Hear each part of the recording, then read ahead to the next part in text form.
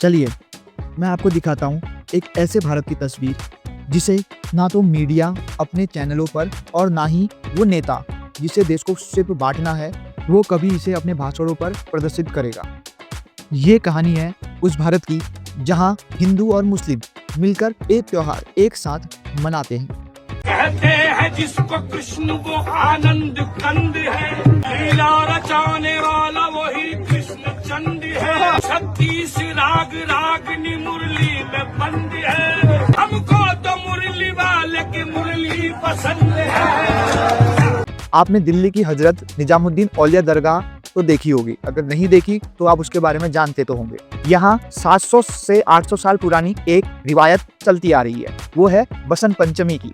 दिल्ली की हजरत निजामुद्दीन औलिया की दरगाह पर बसंत पंचमी की यह रिवायत लगभग 700-800 साल पुरानी है और यह एक सूफी प्रेम कथा यानी गुरु शिष्य के अटूट प्रेम पर आधारित है, न कि सीधे तौर पर माँ सरस्वती की पूजा पर। हजरत निजामुद्दीन औलिया एक महान सूफी संत थे और उनके शिष्य अमीर खुसरो उनके प्रति गहरे भक्ति प्रेम से जुड़े थे, जैसे पिता और बेटे का रिश्ता हो। एक बार उनके भतीजे की मृत्यु के बाद निजामुद्दीन बहुत धीरे चलते हुए गहरे शोक में डूब गए थे। वे बहुत तनाव में थे, ठीक से खाना भी नहीं खाते थे। खुसरो ने देखा कि बसंत पंचमी के दिन हिंदू लोग पीले वस्त्र पहनकर संगीत और उल्लास के साथ बसंत का त्योहार मना रहे हैं। उन्हें लगा कि इस उल्लास को लेकर अपने गुरु के दिल में खुशी लाई जा सकती है, तो उन्होंने खुद भी पीले वस्त्र धारण किए, सरसों के पीले फूल लिए और गाते झूमते हुए जुलूस निकाला। खुसरो ने अपने गुरु के कदमों में पीले फूल चढ़ाए और उनके आगे गाते हुए झूमे। निजामुद्दीन औलिया अपने शिष्य का इतना प्रेम पूर्ण चेष्टा देखकर इतने भावुक हुए कि आंखों से आंसू आ गए और मुस्कुरा दिए और उस उत्सव में शामिल हो गए।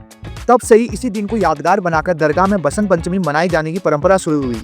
खुसरो की इस गुरु भक्ति और ज्ञान संगीत के प्रति उनके प्रेम को याद करने के लिए अब हर साल बसंत पंचमी के दिन दरगाह पर पीले फूलों से सजावट होती है, पीली चादरें चढ़ाई जाती हैं और सूफी कविताओं कव्वालियों के साथ इस त्योहार को जिया जाता है।